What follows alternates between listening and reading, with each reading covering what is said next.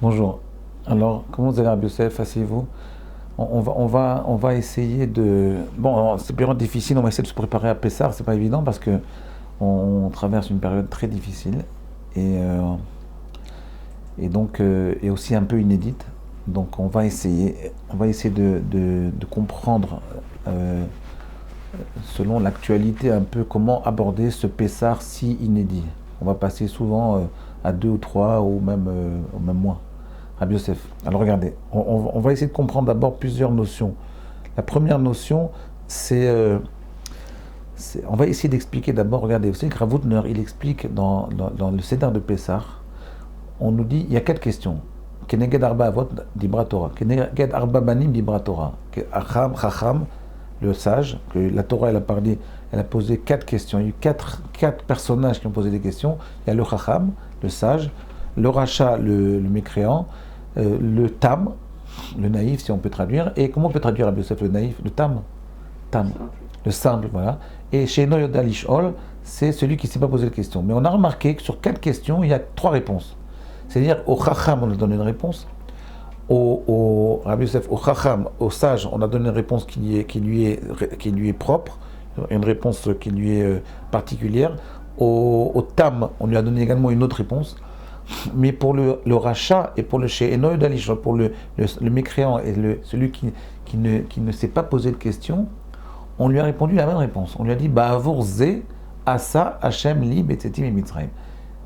Ba'avour Ze. Le plus important, Ba'avour Ze, le plus important c'est la mitzvah. D'accord? C'est bizarre, Rabbi Yosef. Pourquoi on nous dit ça? Pourquoi le Rav Hutner il pose cette question? Il dit je ne comprends pas. Pour quelle raison au Racha et celui qui ne s'est pas posé de question, on répond la même réponse? La réponse elle est simple.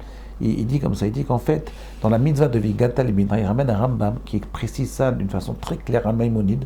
Il précise ça dans Ilchot Pesach, Ilchot Chametz Umatzah. Il dit dans le chapitre 8, si vous voulez regarder, chapitre 8, Halacha 7.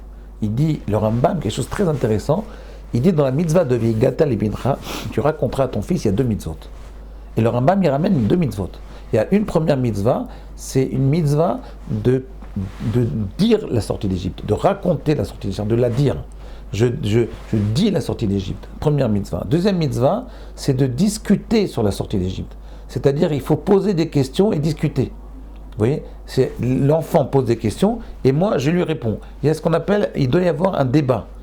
Et même dans l'étude de la Torah, on voit, il y a le fait de dire un Dvar Torah, mais il y a une façon, vous voyez, en Visotorah, c'est je fais un débat. On fait un débat sur un sujet. C'est-à-dire qu'il y a deux façons de faire entrer la Torah. Il y a la façon, je dis la Torah, je dis mon message, ça c'est une façon.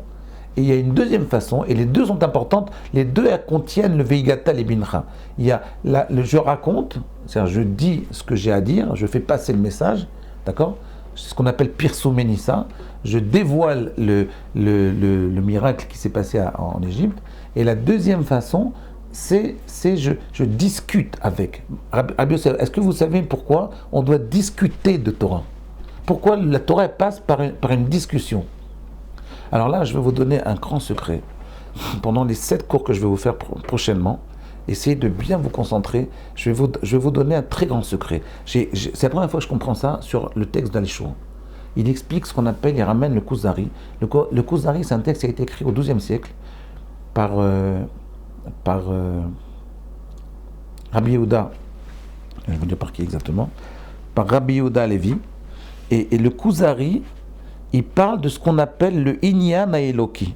Inyan Haeloki. Comment vous traduisez, Rabbi Yosef, le Inyan Haeloki? Il parle du Inyan Haeloki, mais il dit quelque chose que je n'avais jamais compris. C'est la première fois que je comprends. Je vous assure, comme de toute façon, là, on n'a pas pu voyager, la yeshiva, elle est fermée, les synagogues, elles sont fermées, ce qui est étonnant quand même. Quand il a dit, je ne veux plus de synagogue. C'est super étonnant, il faut réfléchir à ça. Eh bien, c'est lié au Inyan Haeloki.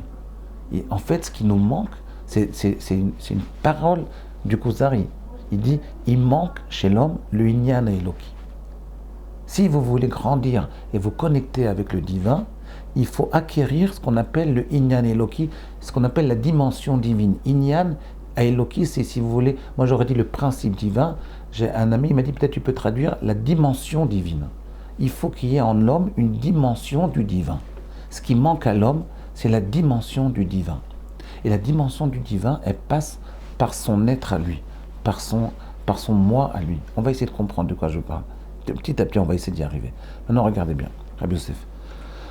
Pour y arriver, on va essayer de revenir maintenant à ce... Donc en fait, alors, le Chacham, lui, il pose une question, et le sage, il pose une question, et le père, il répond. Donc là, il raconte l'histoire, et il répond à son fils. Donc il fait les deux mitzvot en même temps. Le Tam, il pose une question, Mazot, et le père, il répond. Mais le Racha, et celui qui ne pose pas de question, le père, il ne répond pas au Racha. Le père, il laisse parler le Racha tout seul. D'accord ? Et il répond, il dit ce qu'il a envie de dire. En fait, il n'y a pas eu de discussion là. Avec le rachat, le problème, c'est qu'il n'y a pas de discussion. C'est comme celui qui ne pose pas de questions. Il n'y a pas de discussion. Donc, on n'a fait qu'une partie de la mitzvah à laquelle on a juste dit, voilà ce qui s'est passé. Mais il n'y a pas eu de débat. Ma question, c'est pourquoi il faut un débat ? Maintenant, pour y arriver, on va essayer de revenir à un point dont on a parlé tous les ans. Écoutez bien ce point-là. On avait dit comme ça, on va essayer d'analyser le discours du rachat. Alors écoutez bien, vous allez voir, vous allez beaucoup aimer. Rabbi Yosef, vous allez beaucoup aimer. Et même mes amis, je vous dis, là maintenant, je pense que ce message, il va beaucoup nous aider à nous tous. À moi, il m'aide déjà depuis 2 jours, depuis hier en fait. Je prends un élève, j'ai étudié ce sujet-là, très en profondeur, et il m'est sorti quelque chose. Je pense que c'est pour vous qu'il m'est sorti, parce que vous êtes mes seuls élèves. J'ai plus d'élèves là. Mes élèves, ils sont tous partis, ils sont chacun en confinement. Donc, les seuls élèves qui me restent, c'est vous depuis 10 ans. Donc, quand je vous dois ça, donc je vais vous dire ce principe, il est énorme. Mais je vous demande de bien écouter, parce que c'est très difficile. Si on n'est pas concentré, c'est facile à comprendre, mais il faut être concentré. Si on est concentré, on comprend super facilement. Je ne vais pas vous faire de la philo là. Je vais vous faire un truc très pratique qui peut nous changer notre vie. Écoutez bien. C'est ce qu'on appelle le Inyan, le principe. Moi, j'appellerais ça le secret du Inyan à Eloki, d'après les termes du Kuzari. Écoutez bien. Quelle est la discussion entre le rachat et le père ? Le rachat, il dit comme ça, Ma avodazot lachem, qu'est-ce que vous faites ? Ma avodazot lachem. Qu'est-ce que vous faites ? D'accord ? Et le père, il répond, Ba'avor ze asa Hashem li betzetim Mitzrayim. Il lui montre les matzot et il dit, voilà, je fais les matzot, je fais les maror, je fais les mitzvot de Pessah. Pessah, matzah ou maror. D'accord ? Pessah, matzah ou maror. C'est quoi cette discussion ? De quoi il s'agit là ? Qu'est-ce qui se passe ? Avant de répondre, le père, il dit, il kaet shenav, s'il ne répond pas à sa question, il n'y a pas de discussion là. Quel est le sujet ? De quoi on parle là ? D'accord ? Alors, on va essayer de comprendre. Le problème du rachat, je vais vous dire qu'il y a un problème. Le problème du rachat, c'est ce que le texte de la Haggadah dit dans le chapitre du rachat. Il lui dit comme ça, écoutez bien. Il dit Kevan chez Otziet Atsom Minaklal, Kafar Baïkar. Du fait qu'il s'est sorti de la collectivité du peuple juif, Kafar Baïkar, il est devenu Kofer. Comment on traduit Kofer ? Renégat. Normalement, on aurait dû dire, Rabbi Yosef, le Maral de Prague, il dit, on aurait dû dire le contraire. Du fait qu'il était renégat, il a été sorti du peuple juif. Regardez, Spinoza, il est devenu renégat à un moment, ou plus ou moins, ils l'ont sorti de la communauté d'Israël. D'accord ? Mais en général, le type il commence à sortir, il commence à avoir des idées un peu bizarres, donc on le sort du clan d'Israël. Mais c'est pas le contraire là. Qui est fils chez Kafar, qui est fils chez Otziet Atzomina Klal, du fait qu'il est sorti de la collectivité, il est devenu, on a fait de lui un renégat. C'est le contraire normalement. Il faut que vous compreniez la question. Première question. Deuxième question, quel est le chacolatarien ? De quoi il s'agit ?